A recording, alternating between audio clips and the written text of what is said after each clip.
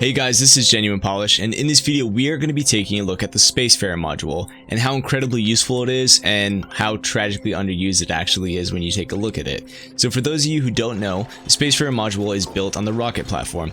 You don't actually need the rocket platform or an engine underneath it. Once you've constructed it, you can deconstruct the rocket platform and build tiles underneath it or just let it float in space on its own. The building has a profile of 20 tiles, but it has an interior of 80 tiles. So already you can see one of its unique traits in that it gives you more space. Another awesome thing about the Spacefarer module is you can build a telescope inside it to uncover tiles on the star map. Most people know that, but what a lot of people don't know is it doesn't matter where the Spacefarer module is located. It could be at the surface of the planet, it could be in the center of the asteroid, or it could be at the very bottom of the asteroid. It doesn't matter. This is huge. It means that you don't have to send a duplicate all the way to the surface and pipe oxygen up there in order for them to use the telescope. You can use it anywhere in your base. It doesn't matter as long as you have a Spacefarer module. This video is going to cover one of the best setups for luxury barracks inside the Spacefarer module and talk about how you can incorporate the Spacefarer module into other systems like a steam generator aqua tuner setup. It's quite impressive just how unique this building is compared to everything else in the game. It really has traits that nothing else does.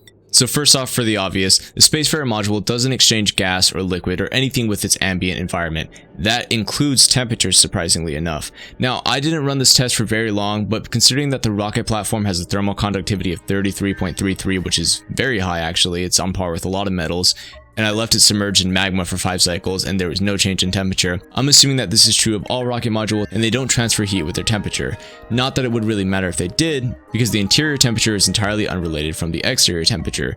So basically that means you can get the interior of the rocket to as hot or as cold as you like, and it's not going to affect the ambient temperature outside of the rocket, which is pretty awesome. It also means that the ambient temperature outside is not going to affect the inside.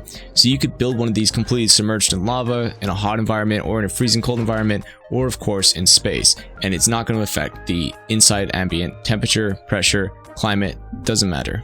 Now, while that's a bonus, it's also a negative. It means it's a little bit more difficult to get resources inside the rocket. You will need to connect any kind of gas or liquid systems to the input and output of the rocket on the exterior and the interior to make sure that you have proper flow. Electricity is a little different. You do need the power outlet fitting on the interior of the rocket and a battery module on the exterior of the rocket to actually get electricity into or out of the rocket. You can build the battery module even after you've deconstructed the rocket platform, so don't stress too much if you forgot it in the initial step. You can also swap the position of the battery module and the Spacefarer module so that way it's easier for duplicates to build it, and then swap them back so that duplicates have easy access to it. In order to get the Spacefarer modules as close as physically possible, what you'll need to do is deconstruct the first rocket platform and then go ahead and build a second one that's kind of overlapping where the first one would have been, so that way you can build them with the minimal amount of space in between them. That being said, you can stack multiple rockets built on different platforms, theoretically having an infinite amount of Spacefarer modules stacked on top of one another. But the main reason not to do that is you can have crashes, and not only crashes, but persistent crashes that can follow you through different game sessions and even new worlds. You might even have to uninstall and reinstall your entire game. Pretty much everything else that you could possibly imagine doing with rockets will work and not crash your game most of the time, but stacking rockets is almost guaranteed to crash your game. So, don't do it.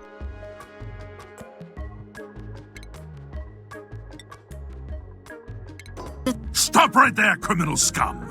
Occasionally they'd be successful, but the small success rate is not worth having to restart your game or potentially even reinstall your game, so don't bother with that. Something cool about every one of these rocket modules is that they start with a vacuum. This is really good for zero heat transfer rooms if you want to have a contactless pump setup or you need to melt liquid still by using an aqua tuner. Very good setup.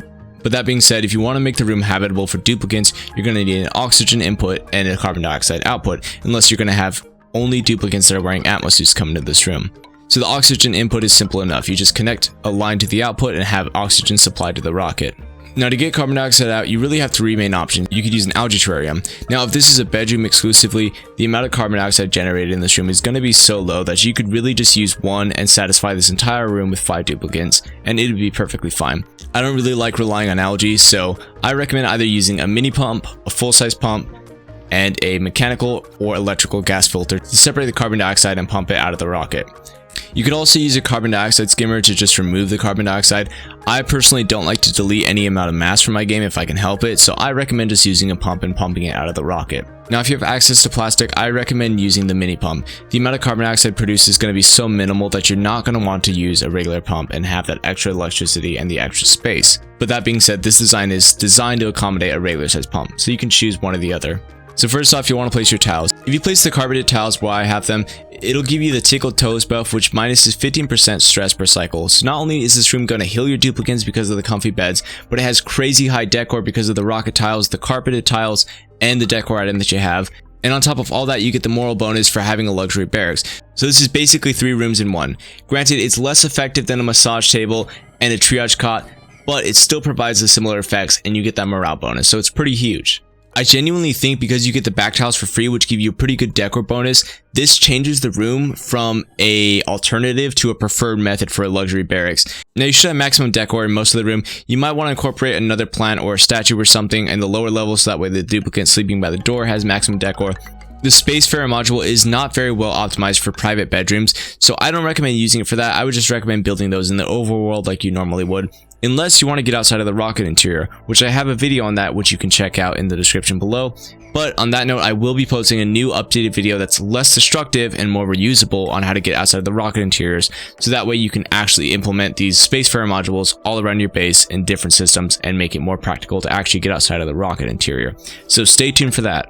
I have a video on mechanical air filters, you can check that out down in the description below.